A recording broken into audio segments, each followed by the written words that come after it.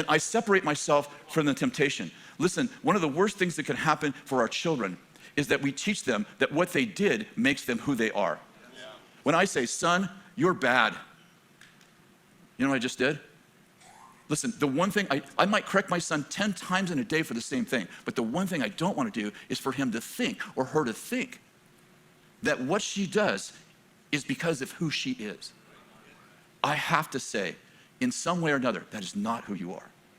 You are better than that.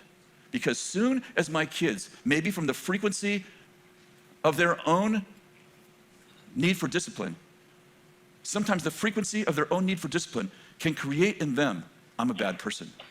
And we have to keep them out of, you're a bad person. You're not a bad person. You're an amazing person who's behaving below your identity. Are you with me? I want to read you something. Morality is whispered only in the safety of the closest of friends, and purity has become a well-kept secret. Nobility has virtually disappeared from society, viewed as old man's musings, irrelevant to 21st century hipsters and the PC crowd.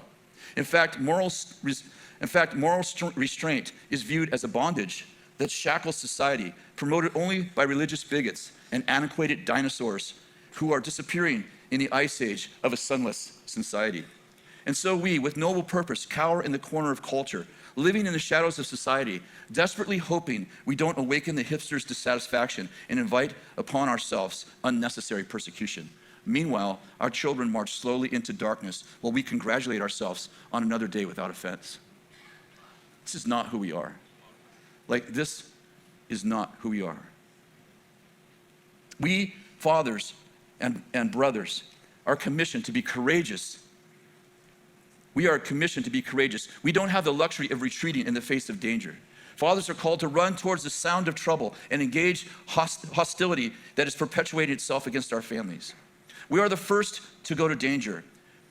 We send a loud message to all hostiles that there will be resistance to hurting this family. There will be a noble defender ready to protect this lineage. This is who we are. Spiritually speaking, there are amber alerts going off in many of our homes because one of our children have been abducted by the devil, and sometimes we are not in tune enough to even know that they are missing. We don't have to be spiritual giants, but it's incumbent upon us to at least be spiritual.